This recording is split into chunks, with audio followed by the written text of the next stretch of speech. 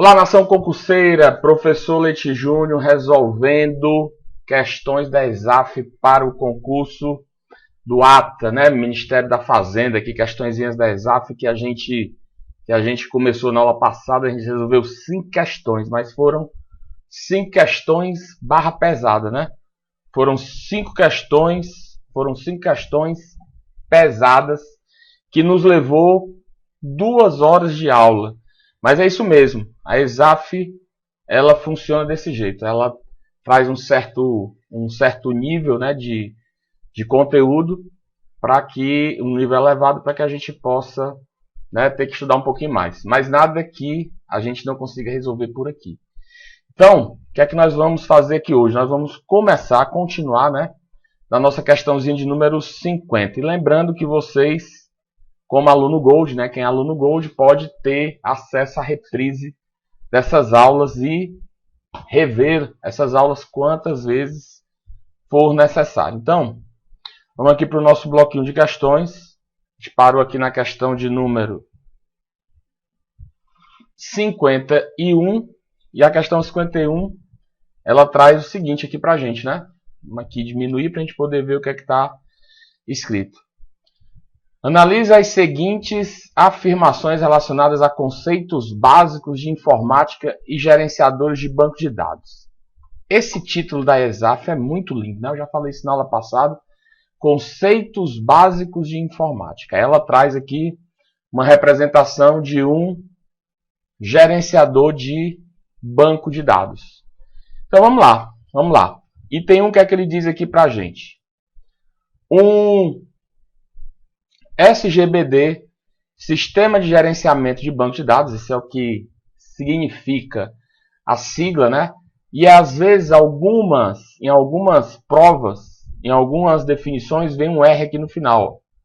SGBD-R. E esse R, se vocês quiserem, vocês podem acrescentar o conceito de relacional, né? Esse R vem de relacional. Ele tem a função de fazer um banco de dados com relacionamentos, certo? O que é relacionamento? É casar um com o outro para ter filho? Não. Relacionamento é você gerar integridade, é você gerar confiabilidade, é você gerar unicidade em algumas informações que serão armazenadas nesse banco de dados. Então essa é a função de um SGBD-R. R vem de relacional, certo? Então, a gente, nesse conceito de relacional, a gente tem essa característica. Então, diz assim, é um sistema computadorizado de armazenamento e organização de dados, pode trazer vantagens como alteração ou recuperação de dados com mais rapidez, armazenagem de informação em menor espaço, minimização de redundância, de inconsistências de informações, compartilhamento de estrutura de dados. Se esse item, depois de todas essas palavras bonitas, estiver errado, aí a gente se suicida, porque o cara fala um monte de definições e depois vai dizer que esse item 1 errado, esse cabo merecia levar umas porradas. Por isso que esse item 1 está certo. Então vamos só comentar aqui, ó. Porque tudo isso que está aí está ligado a um conceito de um sistema de banco de dados. Ó. Pode trazer vantagens como alteração e recuperação de dados com mais rapidez. Quando você tem um cadastro de cliente, nome, endereço, telefone, você abre aquela janelinha bonitinha para você fazer as alterações dos dados daquele usuário, que ele te dá uma velocidade maior para fazer aquela modificação, para fazer aquela recuperação daquela informação que está dentro de um universo gigantesco de dados, sim. Armazenagem de informação em menor espaço. Minimização em menor espaço, sim. Fica tudo dentro de onde? De um único arquivo. E dentro desse arquivo, outras tabelas, outras informações que facilitam o acesso a essas informações, a esses dados. Minimização de redundância e de inconsistência de informações, sim, porque um banco de dados ele minimiza a redundância, ou seja, ele às vezes não aceita, vamos supor, um cadastro de um cliente com 2 CPFs iguais. Por quê? Porque ninguém pode ter 2 CPFs iguais. Ele pode não aceitar um CPF, né, que não exista, um CPF que a pessoa digite um código qualquer. Ele pode evitar que alguém coloque um dado que não seja válido, como por exemplo,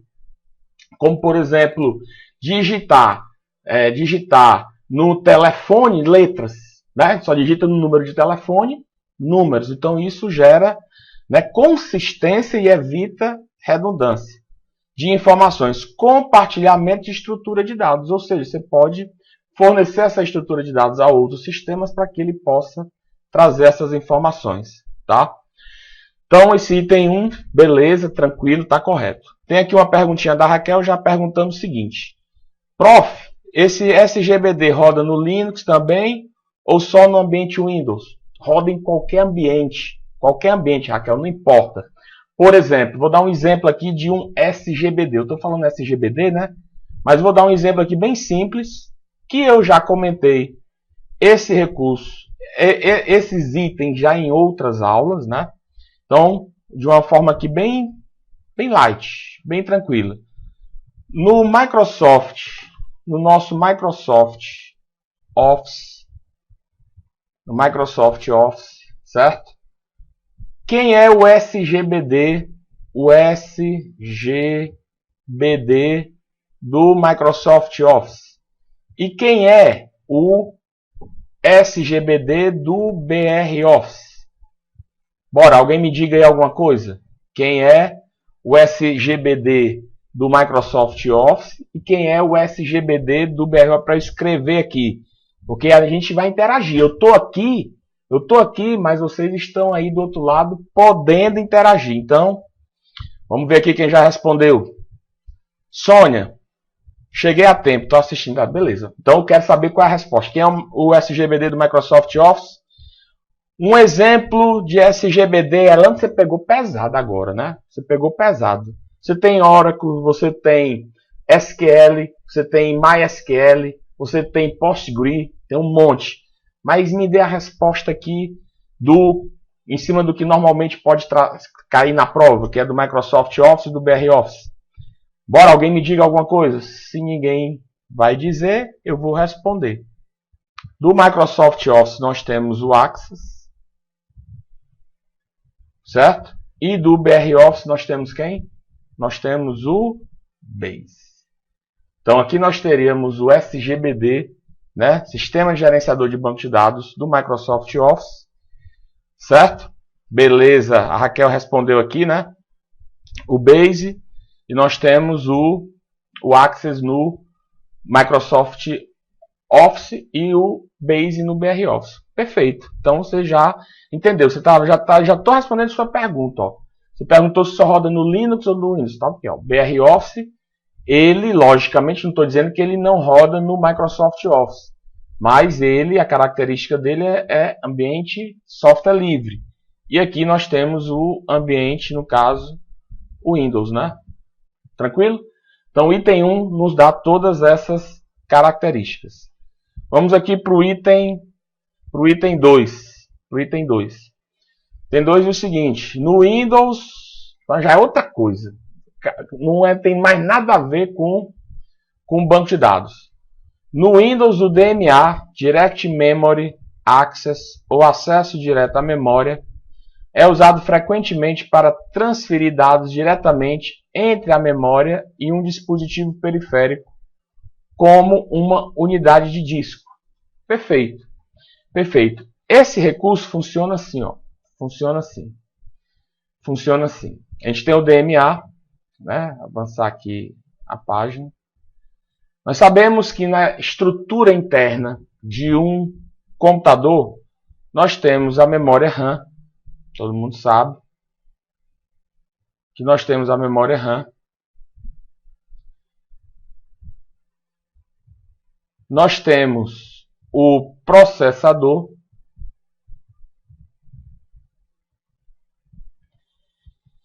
E nós temos um circuito extremamente importante que permite, né, fazer a a ligação através de um barramento muito conhecido, que é o FSB, o Front Side Bus, barramento frontal do sistema, que permite ligar, transferir dados entre processador e memória RAM. Então, esse circuito aqui, extremamente importante, se chama chipset. Certo? Ponte norte, porque existe ponte sul, que é outro circuito que fica em outro ponto da placa mãe, gerando o conceito do chipset. Bom, o DMA é um barramento, um canal, certo? Dynamic Memory Access. É um canal que permite que você conecte HD através dele, informações, dados que se encontram, por exemplo, no HD ou em outros dispositivos, possam passar diretamente dele HD para quem? Para a memória. Sem precisar que o processador saiba onde essa informação se encontra, sem passar pelo crivo do processador. Então, o DMA, Dynamic Memory Access, permite que um disco rígido, permite que uma informação de um dispositivo externo seja jogada diretamente na memória, ou que ele busque diretamente informações da memória. Ou seja, minimizando esse peso, tirando esse peso do processador. Então, nossa questão está o quê? Nossa questão está o quê? Nossa questão está certa, né? O nosso item DMA. Não esqueça isso. Dynamic Memory Access. No Windows, o DMA, Direct Memory, né? Acesso direto à memória, é usado frequentemente para transferir dados diretamente entre a memória e um dispositivo periférico como uma unidade de disco. Então, esse item 2 ele também está correto. Item 3, vamos lá. Fala de que o item 3? O item 3 fala de que? Para qualquer modelo de geração de backup adotado por uma empresa, a utilização do último backup incremental é necessária e suficiente para recuperar qualquer tipo de desastre que danifique os dados armazenados. Questãozinha interessante sobre o conceito de backup. Questão não, item, né? Item interessante sobre o conceito de backup. Lógico que esse item vai estar errado. Mas, Leite, como é que tu sabe que ele está errado se a gente nem resolveu? Que é o seguinte, na ESAF, eu já falei na aula passada. Se nós temos o item 1 verdadeiro e nós temos o item 2 verdadeiro, então ele já matou a resposta à questão. Porque sempre ela faz assim, 2 itens verdadeiros e 2 itens falsos. Então o item 3 e o item 4 vão estar, consequentemente, errados. Certo? Então, a gente não precisaria, na hora da prova, nem resolver esses 2 itens, iríamos ganhar tempo. Por quê? Porque se a gente está com a certeza que o item 1 está verdadeiro e a gente tem a certeza que o item 2 é verdadeiro, não tem mais como ter o item 3, a não ser que ela diga, né, ela mude o formato dela. Mas normalmente a ESAF trabalha com esse padrão de 4 itens, 2 são verdadeiros e 2 são falsos. Mas vamos entender aqui o seguinte. Eu não vou estender muito a história, porque é uma história longa, essa ideia de backup. Eu vou ser bem direto nesse conceito aqui de backup para que vocês entendam aqui a funcionalidade. De uma forma bem simples, nós temos, né, 5 tipos de backup. Nós temos o backup chamado backup completo,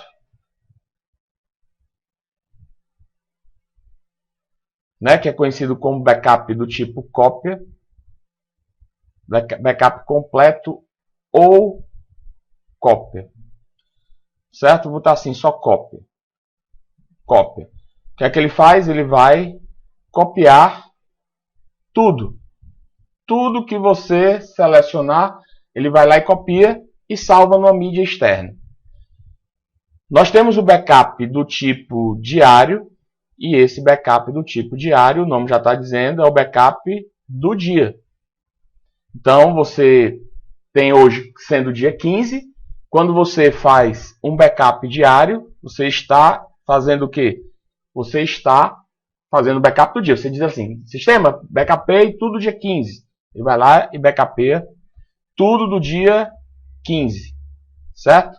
Essa é a função do backup diário. Só que existem 3 outras formas de backup que se chama backup normal, que é pré-requisito desses outros 2 backups que eu vou colocar aqui. Backup diferencial e backup incremental. Tá? Então, lá na frente, em outra oportunidade, uma questão assim, mais, né, um conteúdo mais específico. Lembrando vocês que são aluno Gold, o próximo módulo que vai ter, que está depois do Linux, é sobre backup, lá nos módulos isolados, né, para você não esquecer disso, é sobre backup. Então, o backup normal ele é pré-requisito de um backup diferencial e é pré-requisito de um backup incremental. Qual é a ideia de um backup diferencial? Não vou nem escrever aqui a ideia do normal, porque o normal ele é similar, parecido com um backup do tipo cópia. Ele copia tudo aquilo que você selecionar e copiar. Beleza. O diferencial ele é um backup que, à medida que os arquivos vão sendo modificados, certo? Durante o período de trabalho de manuseio do sistema, ele vai armazenando todos esses arquivos aqui nessa fita, nessa unidade. Ele sai jogando todo mundo aqui dentro. Então, se eu peguei 3 arquivos aqui, criei e alterei, ele joga esses 3 arquivos aqui dentro. Vamos supor que depois eu altere mais 2 arquivos. Como é que vai ficar o backup? Ele vai ficar como? Ele vai ficar aqueles 3 primeiros que eu alterei, mais quem? Mais esses 2 últimos. Vamos supor que eu altere aqui mais 3 arquivos. Como é que vai ficar o meu backup? Eu vou ter quem? Eu vou ter aqueles 3 primeiros, eu vou ter esses 2 e eu vou ter esses últimos 3 aqui. O que é que vocês notam com o backup? Ele está acumulando. Por isso que o backup diferencial ele é acumulativo, certo? À medida que eu vou alterando, modificando os dados, ele vai gravando todo mundo. Quem foi alterado ou criado desde aquele último procedimento, ele vai alterando e vai acumulando. Ou seja, no final, todos os arquivos estão aonde? Numa última fita. Porque aqui eu tenho a fita 1, aqui eu tenho a fita 2 e aqui eu tenho a fita 3. Então, se eu quisesse recuperar os dados, caso desse um problema, um sinistro, bastaria o quê? Bastaria eu pegar a fita 3 e trazer de volta. Eu recuperaria todos os arquivos. Perfeito. Agora, olha a diferença do incremental. Como é que funciona? Se eu tenho esses 3 arquivozinhos aqui, na hora que eu faço um backup incremental, ele copia os 3. Beleza, até agora, nenhuma diferença do diferencial. Mas aí, se eu crio 2 arquivos, o que é que vai acontecer? Ah, Leite, já sei. O que é que vai acontecer? Ele vai apenas copiar quem? Esses 2 arquivos que eu alterei. Aqueles 3 primeiros não entram na modificação. Professor, já sei. Se você pegar 3 arquivos diferentes e mandar fazer um backup incremental, significa dizer que ele só vai copiar esses 3 arquivos? Exatamente. Então, qual é o resultado final? Vamos supor que deu um problema no meu sistema e eu precise recuperar um backup. Se eu trouxer só o último, como eu fiz aqui no diferencial, só volta quem? Só volta esses 3 arquivos aqui. E o resto? Sim, o resto você não vai recuperar. Ah, Leite, então quer dizer que num backup incremental eu tenho que trazer todo mundo para ter todos os arquivos que eu manipulei?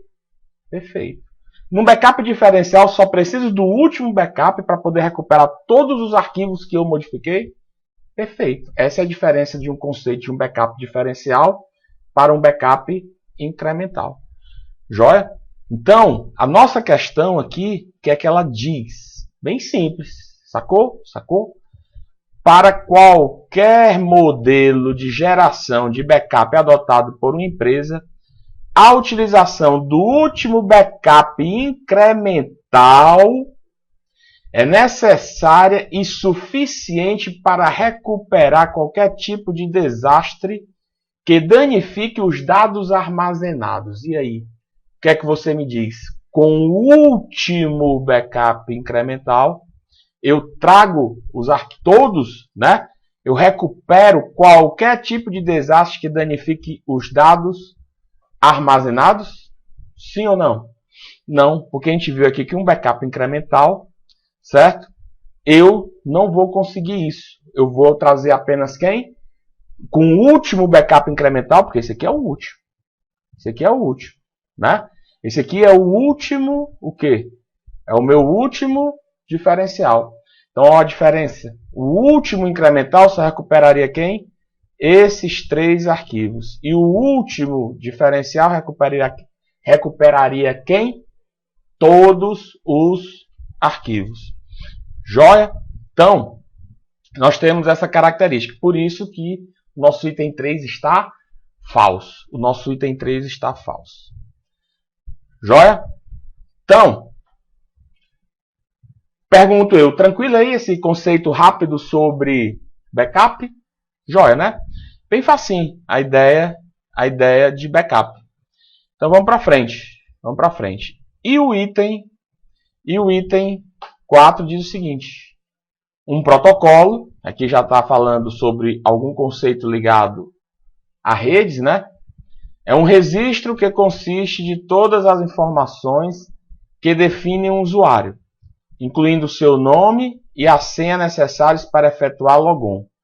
Os grupos nos quais a sua conta possui participações e os direitos e permissões que ele possui para usar o computador e a rede, bem como acessar seus recursos. Isso daí é um protocolo? Não. Isso aí fica dentro do registro da conta do usuário, no logon dele, onde fica armazenado todas as características do usuário. Um protocolo, que é um protocolo, é um conjunto de regras que vão definir a forma de comunicação de um sistema. Não tem nada a ver com informações que definem um usuário dentro de um ambiente de rede. Isso aí são as características da conta de um usuário. Então, beleza, o item 4 ele está errado. Então, questãozinha de número 51, nós temos o item 1, nós temos o item 2 verdadeiro, a resposta passa a ser a letra A. Joia? Tranquilo?